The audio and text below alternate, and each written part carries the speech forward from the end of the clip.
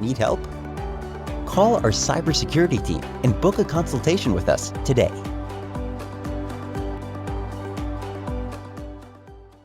Okay, so let's go ahead and get started.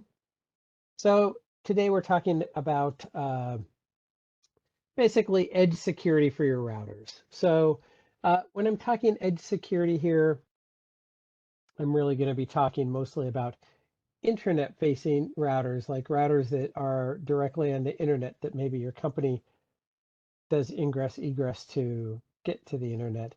Not so much things like SD-WAN routers, right? We'll have a brief introduction. We're going to go through some general features of security. Then we're going to talk about different ports, the aux port, the CON port, the VTY ports, the physical ports, etc. Then we'll move into SNMP logging and banners. And then we'll get into some control plane steps with securing BGP itself. And obviously that's only applicable if you're running BGP on your edge. There's no prerequisite that you have to be. But if you are, it might be nice to know how to secure it. And then we'll wrap up with IP filtering, which kind of means access lists that are controlling the traffic that kind of goes through the router, right? So those are the things we'll be covering. If you have any questions, if you have comments, if you have thoughts of your own, feel free to just pipe up. You can just take yourself off mute and speak up, and we'll kind of talk about it. It should be like a normal user group in that there should be a little bit of ability to have some back and forth. So yeah, feel free to give me that back and forth if you have a different take on something. So a little bit of an introduction. So the first thing I should mention is I'm really a network engineer, not a security expert. I mean, I've been doing engineering, network engineering for a long time, about 25 years. And I've come to recognize over that time that really security is everyone's job. So while I'm not a security person per se, I'm very cognizant of the fact that everyone in an organization has to have security kind of top of mind, right? That's the only way to have any chance of getting anywhere with any security. As I mentioned, I'm really talking about the internet edge. Things like SD-WAN edges, those devices are often pre-hardened, or they may provide you with some kind of templates or features that you enable to specifically harden them. So here we're talking really about that ingress egress router. Most of the items we're going to talk about today apply to whether it's a physical router or a virtual router. Really, the only caveat would be it needs to be a Cisco iOS router, right? That's about it. Let's talk about some caveats, right? So first of all, be aware there's never one way to secure anything, right? There's no one path that if you do these steps, that thing, whatever it is, that web server or that network or that employee database is secure. If it was that simple, then everything would be secure, but really nothing's secure. So there's always more than one way to do this. And defense in depth has probably never been more relevant than it is today. By defense in depth, I mean, we're really talking about layers of security, right? There should be things like, security items in the network, such as routers, like we're going to talk tonight, or firewalls. There should be other security measures, things that are taking on, identity services, things that are, you should have physical security that takes on items like, in and out of a building and so forth, right? So we're really just looking at some easy steps to kind of help start your journey towards securing your network. So everything I have in here is fairly basic. This is basic blocking and tackling. It's not super advanced. None of these features are super advanced. We will talk about some of the use cases for them. Some of these you don't want to just do and walk away. Some of them you need to think a little bit about before you want to implement them, but it's worth having that thought, right? And then, like I said, your opinion matters as well. If you don't like something I'm saying, or you have a totally different take on an item, or some different questions or ideas, please just go ahead and share them. Just come off mute and speak up. Oops, there we go. So we're going to be talking about 3 different items that we're going to secure, and they're the standard 3 planes on any network device: the management plane, the control plane, and the data plane. So the management plane probably makes sense. It's probably the easiest one of these to really describe. It's how you manage the device you're securing. In this case, an iOS router, right? So I've drawn this as I've got a management 0 interface and it's plugged in somewhere. It doesn't have to be the management 0 interface. Not every product has a dedicated management interface. Although I would say that if your platform has a management 0 interface, take advantage of it. Usually that management 0 interface is hardened in that it's in its own VRF and nothing else can go in that VRF, which allows you to have separate routing just for the management of your device. It has absolutely nothing to do with the packets that go through the device. It only has to do with the packets from your management solutions to the device, right? It's how you would source maybe your syslog traffic. It's where you would go to do your SNMP polls too. If you SSH into the router, you would do so through the management 0 interface, for example. And like I said, if you don't have one, or if you have one but you've never hooked it up and it's at a remote facility, that's fine. You can use another interface. In this example, I just picked management 0. The next plane is the control plane. When we're talking about the control plane, we're really talking about traffic, mostly protocols of some sort, that work between 2 network devices. So between 2 routers, the easiest one to pick would be a routing protocol, right? 2 routers, they might, especially if we're talking internet routers, they may both speak BGP. So we'd be talking, control plane would be something like BGP. Control plane would also be things like CDP or LLDP, spanning tree. These are all control type protocols.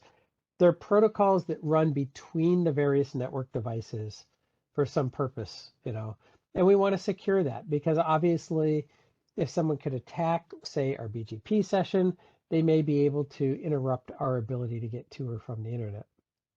And then the last plane we're going to talk about is the data plane. And this is probably, 90+% of your traffic is in the data plane. And that's the traffic that doesn't go to the router, it goes through the router, right? So maybe I have an inside and an outside interface, and it might be traffic comes in on the outside interface and it goes out the inside interface into a DMZ to a web server, for example, right? So that's the data plane. Data plane is the packets that flow through the router. The management plane are packets that flow to the router, and the control plane are the packets that flow between routers in this case. Any questions there? Okay. So let's just talk about some general features real quick, right? And these are things you can do for all your network devices, not just routers, right? The first item would be monitor the pcerts for your devices. We have a couple of managed accounts that we do this for, where every month we go through and we check the pcerts that come out on their devices and then go and understand whether or not they're actually vulnerable to those pcerts. And a pcert is just a security alert, some kind of a vulnerability. And your first step is usually checking, does your device have any pcerts for it? And then triaging those vulnerabilities, like, is it, well, it only affects this version of the software. I'm not running that version of the software. Then my triage is very low. I don't really need to do anything. If it's, well, it affects your device and it affects the version of software that you're running, but you're not running the feature that that is triggered by that vulnerability. That might triage a little bit higher than if you're on a patched version of software, but definitely a lot lower than if your platform and your software and your feature all line up. That's a high priority item, right? And these P-certs have different levels. So they could range from very critical to more informational, right? But it's a good idea to check these regularly. So I have the links for them in here. Like I said, you can just IM me on the chat and or send me an email to jbomar@la-networks.com, and I'll be happy to send you the slides with the links. And then when we administer our devices, let's always use secure protocols to administer them, right? So we're always going to use SSH. We're never going to use Telnet. We're always going to use something like SCP, and we're never going to use FTP, right? We're always going to use SNMP v3, and we're never going to use SNMP v2, right? We want those secure protocols for managing our devices. Clearly here, SSH, SCP, SNMP, I'm clearly talking about management plane traffic, right? So we want to make sure that when we do manage our device, we're doing so with a secure protocol. And then the next item is I would recommend this for all your devices, not just your internet devices, but you should always have a local account on your device that you're managing so that if your AAA service, be it Radius or TACAX or whatever, is unavailable on that router, you can fall back to a local account, right? So you want to have a local account with a non-trivial password that that you can fall back to, right? In case you lose access to your AAA server.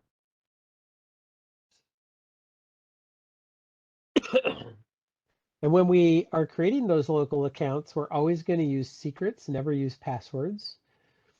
And when you create your secret, you're never going to use type 4 or type 7 for your encryption type or your hashing algorithm.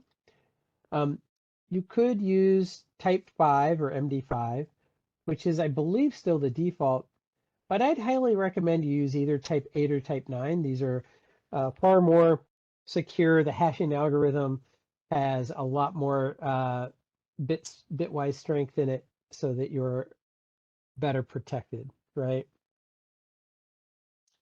And then if someone tries to log in too many times unsuccessfully, and this one is something you'd need to be a little careful with this on your internal routers, maybe a little careful. It still might be a great feature. I'm just saying it's one of those things you'd want to consider.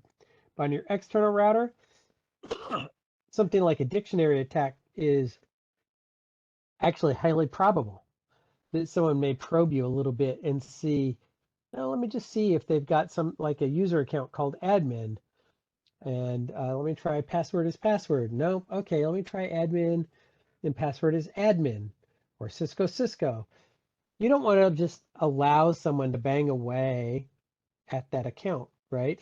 And so the link here takes you out to a feature that shows you how to basically, if you get too many probing attacks like that, right, dictionary type attacks like that in a certain amount of time, it just disables all login to the router. You have to go in.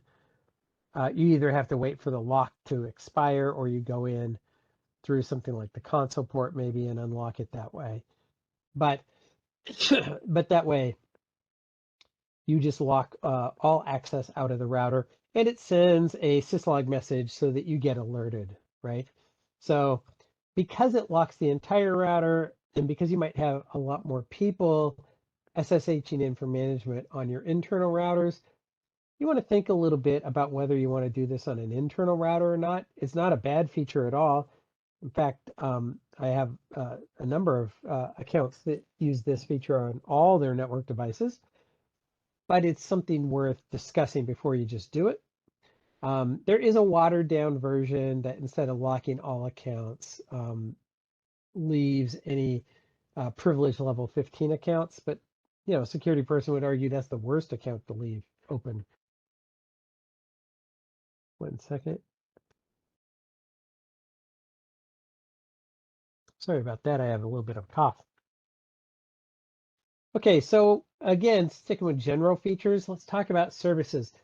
I think it's pretty obvious that any service you don't need, you're going to always disable.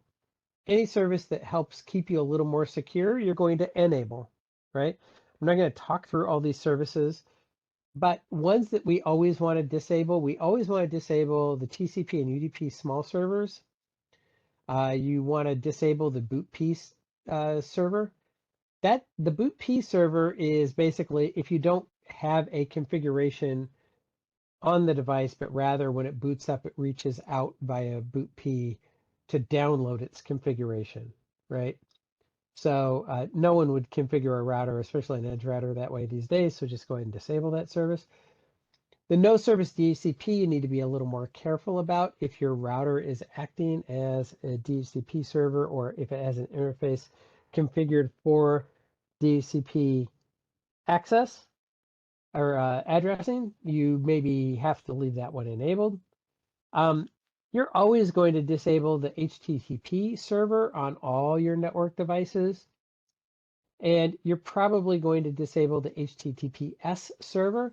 But if you're the type of person that does like to manage your routers via web browser instead, you could leave the HTTPS enabled as long as you've got it secured and certificates installed and all that. But most people I know don't take advantage of this service, and so it's better to disable it, right? And then on your edge routers, you're going to turn off CDP and LLDP entirely. Now, as a network engineer who's had a long career in operations, I don't like turning off CDP and LLDP on my internal network. But that being said, there's a use case to say maybe you don't do that. That's a bigger discussion, perhaps. But on your edge router, I would definitely disable those. And then some services that we're going to turn on. We're going to turn on ignoring boot P packets. We're going to turn on keep alives for TCP, both in and out. That allows us to not have half open kind of embryonic connections. If something sins and we SYN-ACK, but they don't ever ACK to complete the handshake, it waits a small amount of time, and when it doesn't see the ACK, it tears down the connection, right? And then, of course, we're going to turn on password encryption, and we've talked about those encryption algorithms already. Any questions on this? Okay. We're going to fly through if no one has questions. I'll just warn you now. Let's talk about some ports, right? So, well, I left off VTY. I don't know why, just an accident, but we're really talking about aux-con and physical ports on these slides. And, starting with the con and the VTY sessions, I would recommend lowering your exec timeout, okay? And you just literally go into line con, 0 or line VTY 0 to 4 or whatever, and you type in exec dash timeout, and then the first number is the minutes, and then the second number is the seconds. Default is 15 minutes, so if you don't see the exec timeout command, it's 15 minutes. That's pretty forgiving on an internet edge router. I would put it somewhere between 5 and 10 minutes. If you don't have a command you need to enter in 5 to 10 minutes, probably just go ahead and log out, because the last thing you want to do is leave a stale connection open to these devices, right? If you see exec timeout 00, it's a valid command, which sounds weird, right? Because then that would be 0 minutes and 0 seconds. Then that means infinite. It means never time out the exec sessions. That's a real problem. I've seen it only a couple of times, but it can cause really bad things because people may be in the habit of occasionally opening up an SSH session and then just closing their SSH program, whether it's PuTTY or Secure CRT or something else, without actually logging out. And that means that the port just stays open and used. And if you have, say, 5 VTY ports and all 5 of them eventually get taken up, you may not be able to log into the router anymore. And that's a problem, right? So you never want to see 00. I would recommend something like 50 to 10-0, something along those lines. That's a 5 to 10 minute exec timeout. You can, oh, I forgot to bold this one. You can reserve memory for the console port. This is kind of nice because if you start having problems with your routers, one of the first things we like to do is console in, right? Especially if we're having things like CPU or memory issues on the router, we may want to console in to be able to help troubleshoot. And but if you don't have enough memory to even console in, that's a problem. You can see that sometimes in spanning tree issues. This allows you to reserve a certain number of kilobytes for the console port that just comes out of your base memory, and it just says that's reserved for console connections, and you don't need a lot of memory. So it just takes a little bit, just enough for you to go in there and be able to enter some commands or maybe reboot a router or maybe shut down an interface or something like that. So that's something that I would recommend. Let's talk about aux port. I don't know if anyone here even knows what an aux port's for. When I started my career, aux ports were really, really popular, believe it or not. But they're still on all the routers, but almost no one uses them any longer. The idea of an aux port is you hook a modem up to it.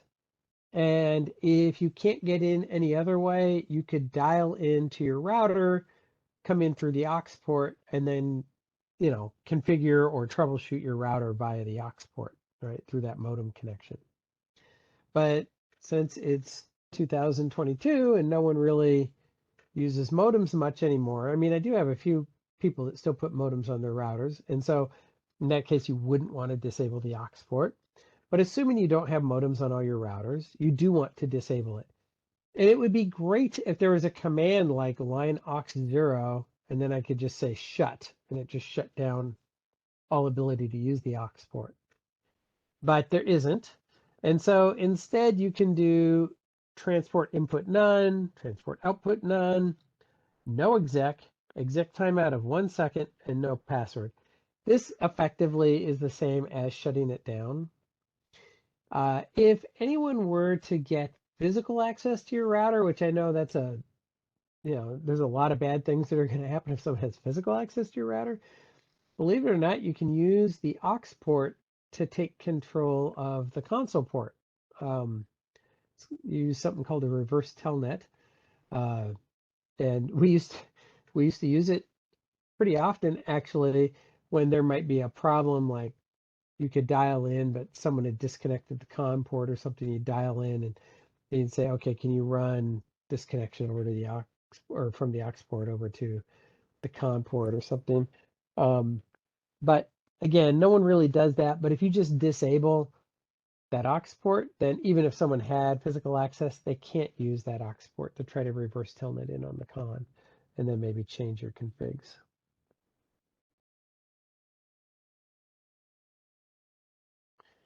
Let's talk about VTY ports. These days, it used to be that the VTY ports, there were only 5 of them, 0 to 4, which I think is a good number. Your mileage might vary on that a little bit, but I think 5's a good number. But these days, there's usually 16 VTY ports. And so the first thing I do on an internet edge, or really on any router, if I'm being honest, is I just delete the VTYs 5 to 15, right? I don't know, we don't need 15 people SSHing into our routers all at once. That, something would be severely wrong with your router to have 16 people or whatever connecting all at the same time via SSH. So I just get rid of those VTYs, and then I go into the VTYs I have remaining, in this case 0 to 4. And I do a few things to secure it. I do a transport input in SSH. This means I'm turning off telnet. No more telnet into the VTY. Now, I want to be clear, this is disabling telnet for the VTY ports, right? So it doesn't affect anything like the console port or anything like that. But anytime you're connecting via SSH, it will take effect. And then I do a transport output SSH as well, so that if I try to connect from the router to another device, again, it's in SSH, right? I'm not allowing the router to telnet out to anything either. Some of you are probably already familiar with the concept of access class. It's just an ACL that secures your VTY lines. So you can see I have an access list here, access list 12, and I would want to permit whatever workstations I'm going to allow to connect into my environment to manage these routers. So if you have, like, say, some jump hosts, you would put in the IP addresses of the jump hosts, right?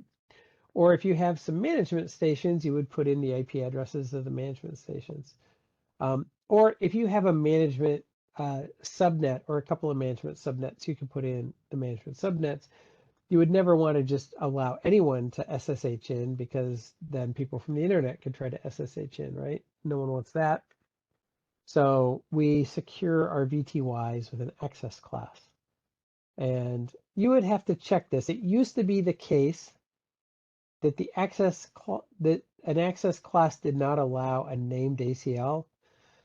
That may have changed recently. I haven't tried to do this in a little while.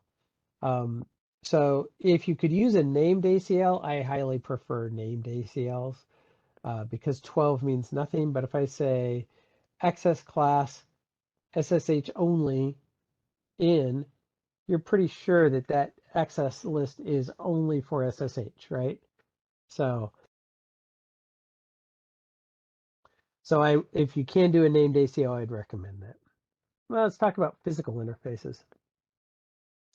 So the first thing to know is when it comes to physical interfaces, especially in your edge router, but it's not a bad practice for all your routers, just especially on your edge routers. Any interface not in use, just shut it down. Just go into the interface and do a shut, right? If that interface is in use, you want to turn off some features. You want to turn off IP redirects, IP unreachables, IP proxy ARP, and directed broadcasts. Now, this is a no-brainer to turn these things off on your internet edge router. It's not as much of a no-brainer to just turn these things off on all your routers and switches in your entire environment. You may have some networks that require features like proxy ARP or directed broadcast. So you need to be a little bit aware of whether or not you use those protocols. But on your internet edge, you could pretty much, I think it would be pretty safe to assume you don't use any of these. And they're mostly used for reconnaissance. Someone wants to reconnoiter your perimeter or something. They'll try to do things like send packets with a very low TTL or something like that to try to discover if they can get an unreachable back or something like that. Or try and take advantage of proxy ARP or something. So on your internet edge, it's a no-brainer to disable all these. Any questions? I think I see a hand up. Yeah, Jason, thank you for that. Do you mind to go over those 4 commands that you said we should not have it on the physical interfaces on the edge? If you review them, I appreciate that. Yeah. So IP redirects are when the router sends a redirect message like, oh, don't talk to me, talk to this other IP address. So it's used to kind of discover things that probably we shouldn't let people discover. Unreachables are messages coming back saying, oh, you're trying to reach this, but it doesn't exist. It's unreachable. And again, it's best not to say anything rather than to try and be helpful and say, oh, hey, by the way, that doesn't exist. You know, it's just better to be silent. Proxy ARP is when something is ARPing on behalf of something else. You do see this sometimes in some data center technologies, and I've seen it also in OT networks, operational technology networks, like manufacturing networks and things like that, that sometimes you use proxy ARPs. And I've had a few data center things. We disabled proxy ARP in a data center for a client one time. This was now, probably 7 or 8 years ago. But it ended up causing a pretty big outage for one specific system. It was just like, wait, that thing's still doing proxy ARP? This is a modern data center, right? It's like, yeah, we still have it. And then directed broadcasts are being able to send a broadcast to the entire subnet, so like 10.1.1.255, and I'm now directing the broadcast to that network, and you don't want to propagate those, so we just drop them. Does that answer your question? Perfect. Thank you, Jason. I appreciate that. Yeah, of course. Thank you for asking.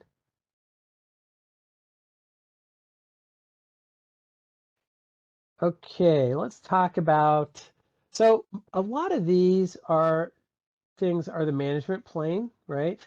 Some of the services might go management or control plane. This is also management plane.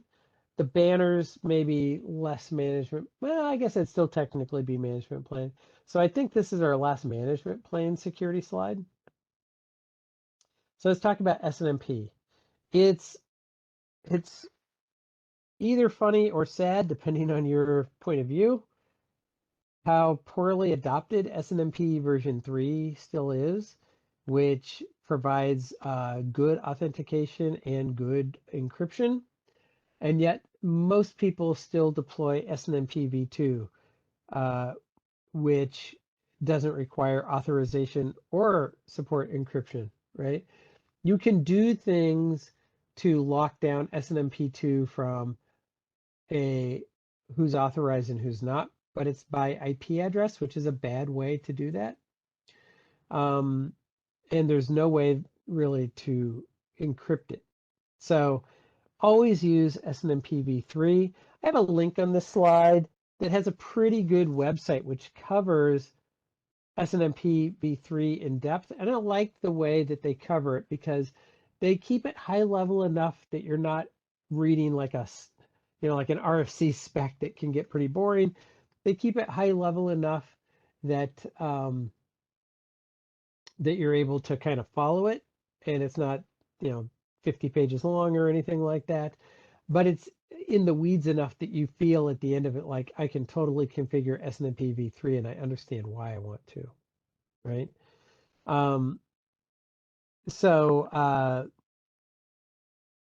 So you always want to use SNMP v3. My last note on SNMP v3 is there's kind of basically 3 main modes. They have no auth, and auth priv. And really, you want to be in that auth priv category. You might think no auth means if you're not authorized, don't allow the connection, the SNMP connection. Actually, what no auth means is I don't need any authentication. Anyone can SNMP into me, right? So that's not a good thing. Auth means, well, now I do require authentication, but guess what? I don't require encryption. So this is better, but it's still bad. And then auth priv means I require both authentication and encryption, right? So obviously that's your best option. So I feel like I've probably cattle prodded this dead horse enough. Please use SNMP v3. Again, I find so many customers who don't do it. And it mostly comes down to they have a management solution that's been in there for years. They started with SNMP v2, and even though their management station now supports SNMP v3, they never took the time to go forward and update it. And if you have a few devices, just go ahead and update them manually. If you have lots of devices, you could automate the deployment. If you need some help automating that, you could reach out and we could help you with that. So, or, I'm not trying to sell my own services or toot my own horn. If you have another vendor you like to work with, that's fine. Go ahead and work with them. But no matter what, the real takeaway is you should be using SNMP v3 on all network devices. 1 second. Okay, now we're going to talk a little bit about logging. And actually, before you do logging, you really have to have NTP. I'm not going to go over configuring NTP because there's a couple of different options, and we could really kind of dive into the rabbit hole on that one. But every device needs to have NTP, and you need to understand what your NTP standard is going to be. Do you want to use local time or UTC? I'm a UTC fan, but it's really up to you. If all of your sites are in a single geography or a single, time zone, local time might be a lot easier because you're not having to do a bunch of conversions, right? If you're a global company or multinational company, I'd really recommend UTC because it's easier to line up your timestamps when they're consistent across all devices, regardless of what their local time zone is. And that's what UTC provides us. So once you've figured out how you want to do your timestamps, the next thing is you want to turn on the services. So we got 2 more services here. We're going to have service timestamps, and we're going to do it for both logs and debugs, right? And the show time zone is really only needed if you went with local time, okay? If you used UTC, you don't necessarily need the show time zone. It's not going to hurt anything to put it in there. It's just that if you use UTC, all your devices are on UTC, right? If you use local time, all your devices have their unique local time zone configured. So then you really want the local time zone, because if you have to do some forensics or something, it's easier to line up those times if you're showing the time zone. Or even easier yet, again, if you just use UTC, but it's your call. Once we have NTP up, we want to enable logging. So you're going to always log to a specific host, or maybe multiple hosts, or you can put a DNS name in here. So some of my larger enterprise clients, they set up a load balance DNS name. And so they'll say, hey, logging host is, log.xyzcorp.com, for example, right? And the router just sends it to that DNS name, and it resolves it differently based on the region that the request is coming from. And then that might eventually go up to a log of logs sort of thing. You don't want to log at the debug level. I would log at informational, probably on an edge device. Informational on all your devices might overwhelm your logging system. So maybe you want to do logging trap of 4 on some of your other devices, but on your edge devices, I would do 6. It can chew through hard disk space, so be aware of that. You want to figure out what your logging strategy is in terms of rotating or off storing logs or something like that. And then on our edge devices, we're not going to log to the console or the monitor. And then you should tie your logging down to a source interface. It could be loopback 0, it could be your management 0 interface. Whatever interface is going to be that management plane interface, that's what you should tie your logging to. You do this all your management traffic that allows it, right? You should tie your AAA down to a specific source interface. Your SNMP gets tied down to a specific source interface. Your logging gets tied down to a specific source interface. Your NTP, right? All those management protocols like that get tied down to a specific source interface.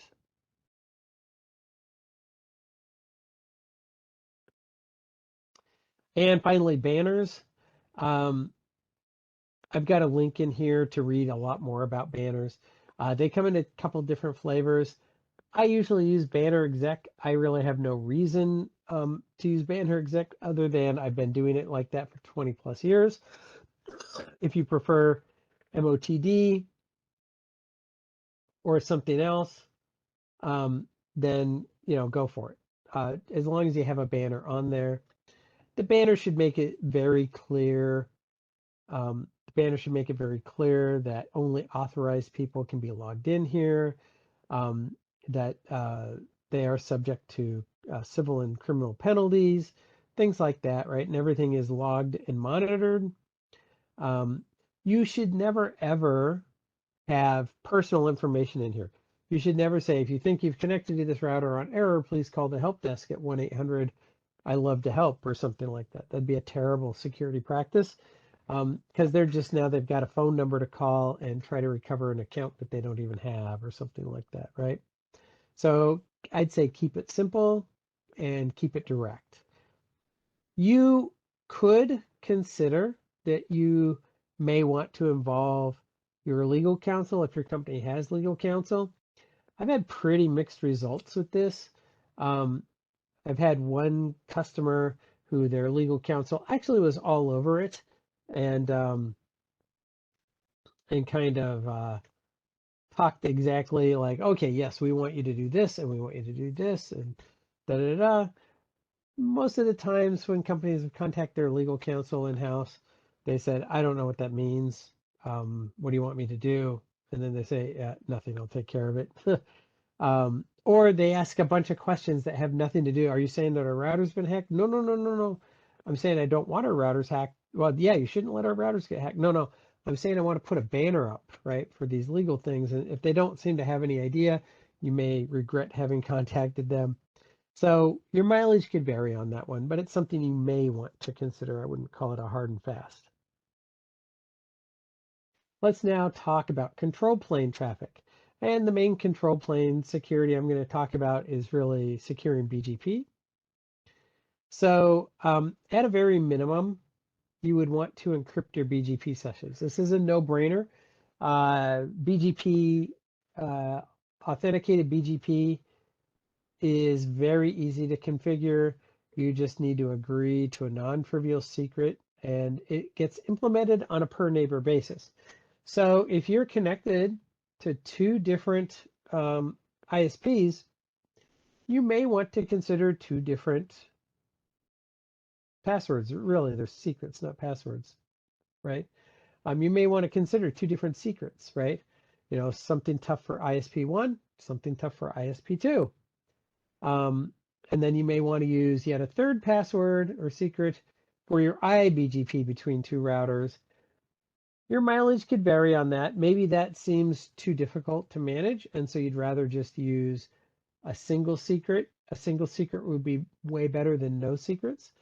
And like I said, it's really simple to configure, so there's no reason you wouldn't do that. There are, well, actually, let me move on to the next one, which is AS path filtering. So you can create something called an AS path access list or filter list. And going in depth on these would be out of scope, but you can use regular expressions to effectively allow or deny or earmark certain types of traffic that match some regular expression. So in this case, I'm saying, for example, hey, the AS path access list I'm matching is $, and then I'm setting that filter out.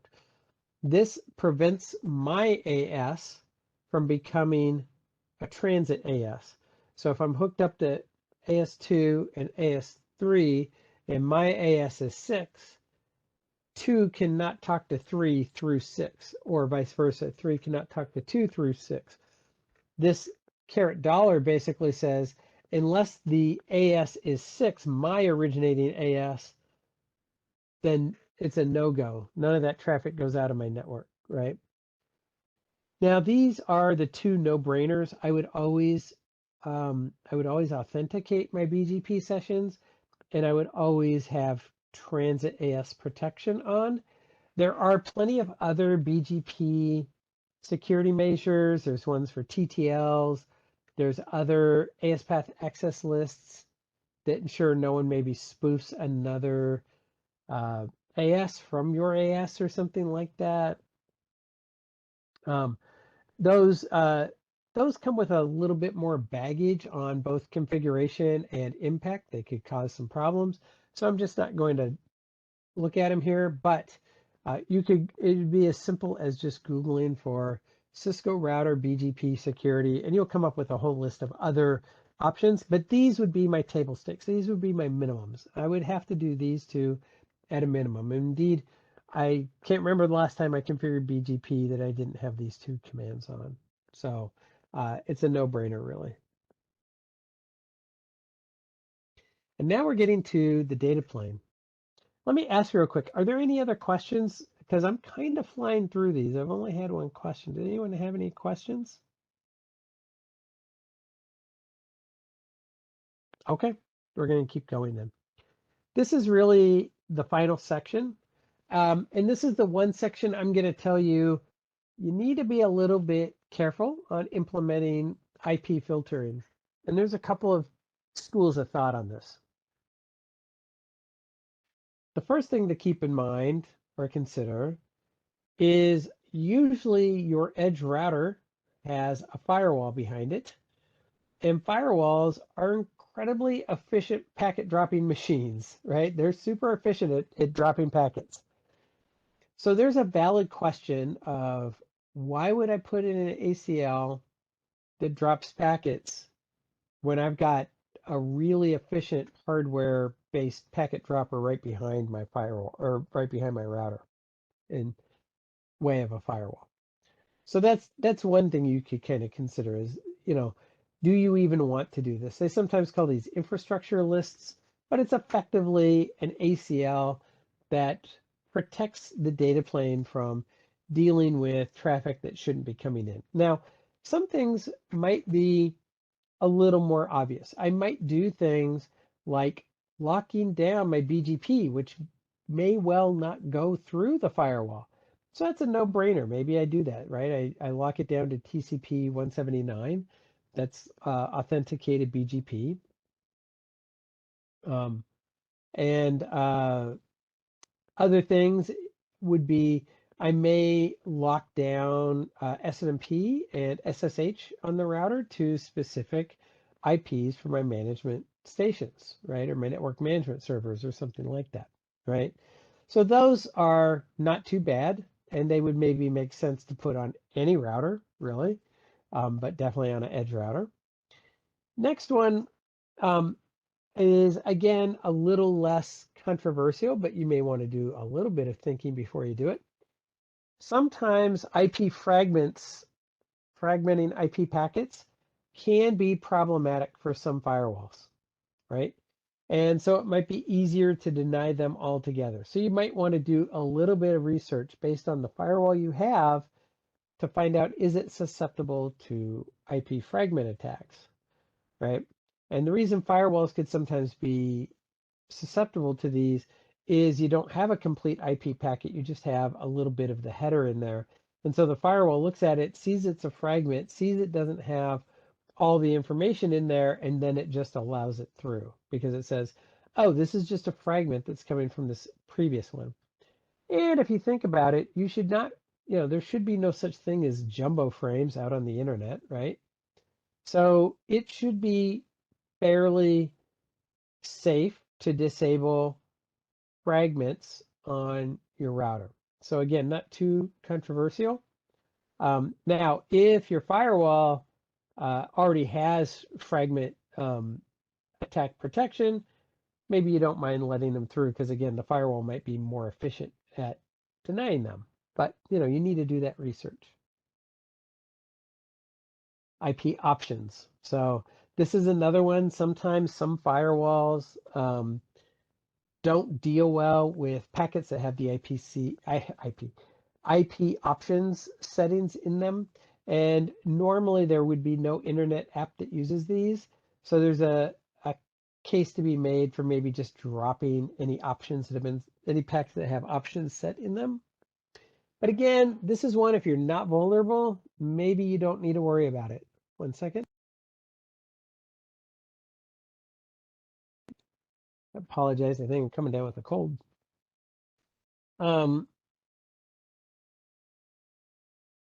So the next one might be, you may want to drop packets that have extremely low TTL values, right?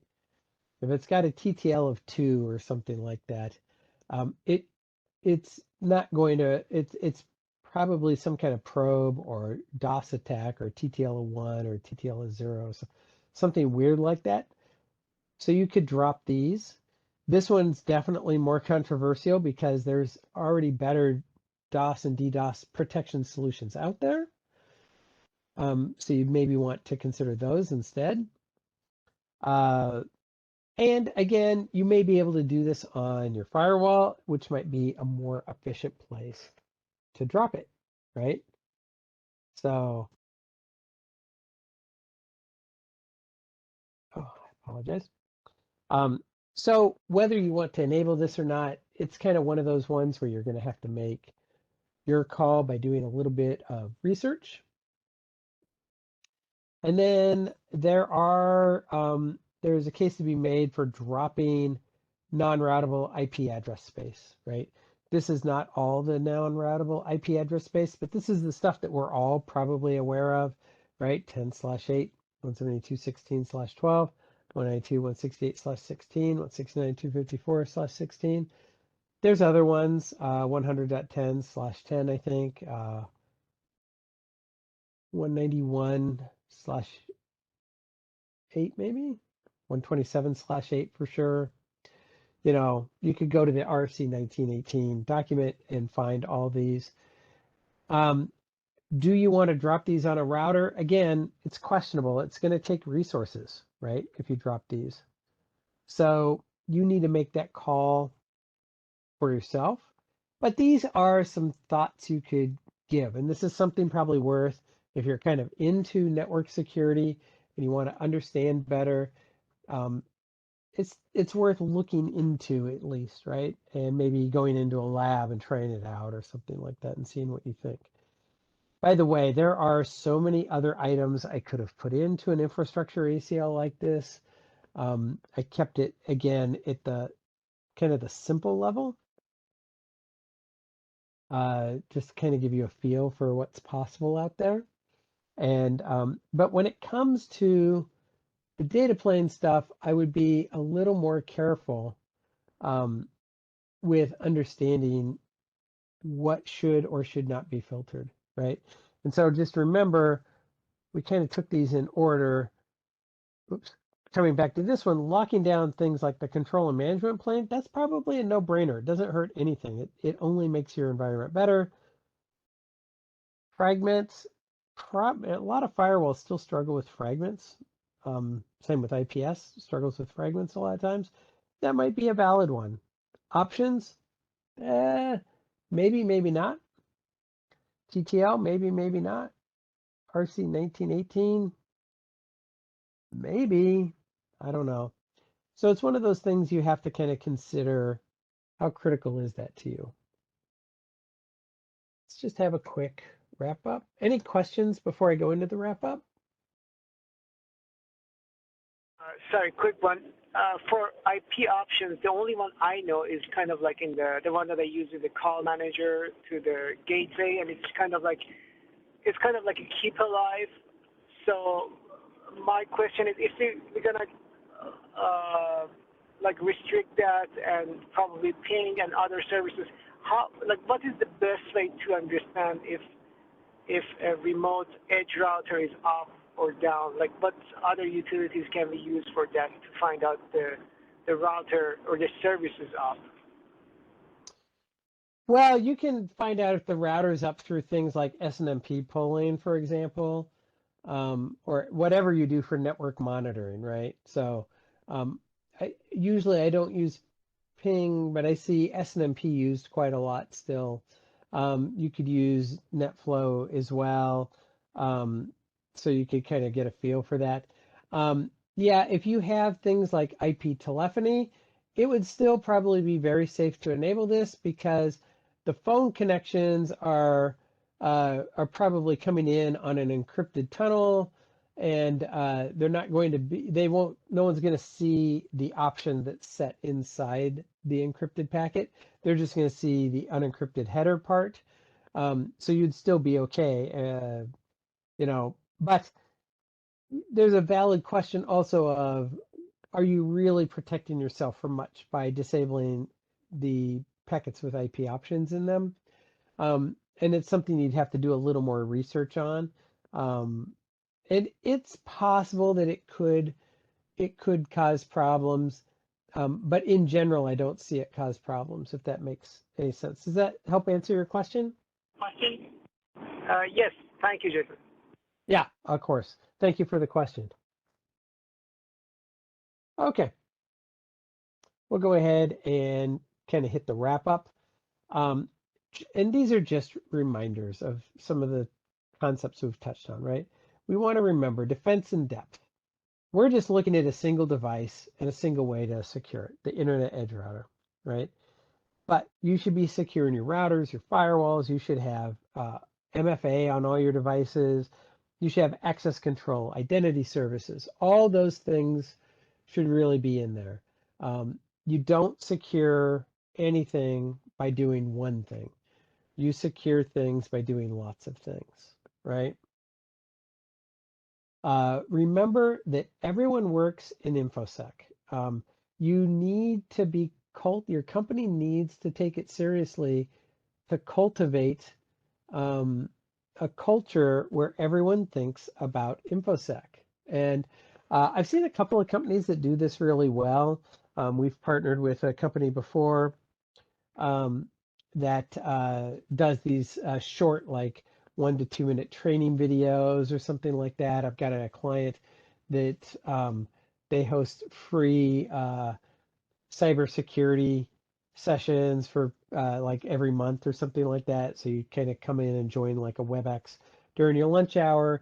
And it's kind of nice because they always make sure that they don't just talk about the company's InfoSec policies, but the InfoSec policies you should have at home. And they're kind of like talking about things like phishing emails and like, hey, when you get that email from your Aunt Edna and you're kind of like, well, that's sort of weird. Why is Aunt Edna sending me racy pictures? Oh, guess what? Aunt Edna didn't. Aunt Edna got hacked and now you got hacked, right? So they make it valuable to their employees. So anything you can do to get your company to buy in on cultivating a culture of security for everyone, right? And this is what makes security so difficult is we're always only as strong as the weakest part of our network, right? Whether that's our people, whether that's our routers or our firewalls or our APs or our passwords, any of those that is weak, that is our weakest point for everyone, right?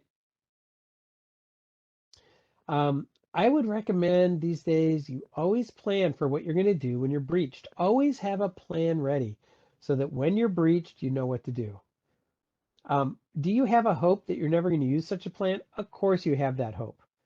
But odds are your company is going to need that plan someday and you're going to want that plan. What you don't want really is to find out you've been breached and then you're like, oh my God, what do I do next? You want to have a plan, right? That's really important. You want to have a plan. And then, boy, I can't stress this enough. It's so hard to do in this age of no one wants to take downtime to do anything, but you really need to test your systems regularly. And, obviously that could be something like a pen test, but just as important, it should be reviewing your security policies. It should be talking to your company about their goals and plans and making sure you grow with them. I feel, this is my opinion, not necessarily my company's, but it's my opinion that the worst InfoSec teams out there are the ones that lead with no, right? I've seen this before where someone someone in sales and marketing says, hey, we want to launch this campaign. We want to do this. We want to send these emails. And someone comes back and says, no, you can't do that. Because then you tell them no, they're just like, okay, wise guy, wait and watch. I'm going to go to the CFO and tell him, hey, I had this big marketing campaign that was supposed to boost sales by 300%, and I guess InfoSec told me I can't do it. Well, CFO is going to be, and we've already spent the money, so we just lost all that money, Mr. CFO or Mrs. CFO or whatever, and they're going to get overruled. So don't lead with no, Lead with yes, but, right? Yeah, that sounds awesome. But would it be okay if I did a quick phishing test before you launch that new email campaign to make sure that we're on the lookout for suspicious emails? Oh yeah, I don't mind. The campaign launches next Tuesday. Great. I'll set up the phishing campaign on Thursday and get everyone's awareness kind of high, right? Whatever it is. Um, uh, phishing campaigns that's a great one to test regularly. Zero Trust Network Access is a great one to test regularly. All these things. If you don't test these regularly, you're just asking for that breach in that third point, right? No one wants that. No, none of us want that feeling of, oh my God, we just got owned, right? No one wants that. So work with the business to enable them to be successful, and then explain to them why you sometimes need downtime. Hey, this weekend, I really need to take down all the systems in the DMZ because there's an SSL vulnerability and we've got to get all the systems patched, and not just patched, I've got to test them afterwards, right? And this is a really critical vulnerability, and and here's, keep it high level, non-technical. And the business is probably going to say, oh, that sounds terrible. Okay, yeah, definitely go ahead and take it down this weekend. Or maybe they say, you know what, we've got month end closing this weekend. We have to have the DMZ up. Could you wait another week? Right? And then you need to go and take a look and find out how do you triage that, right? Well, it turns out there's only 3 of the web servers that are running the service that's unpatched.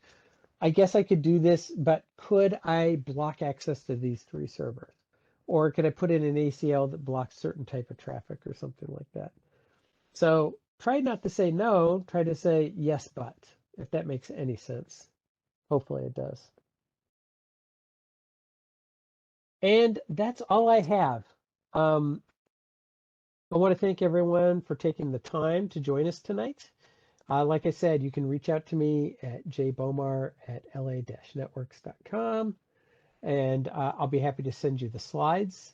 In about a week or so, we'll have this up on YouTube, unless you're already watching this on YouTube, and then it's been more than about a week. Need help? Call our cybersecurity team and book a consultation with us today.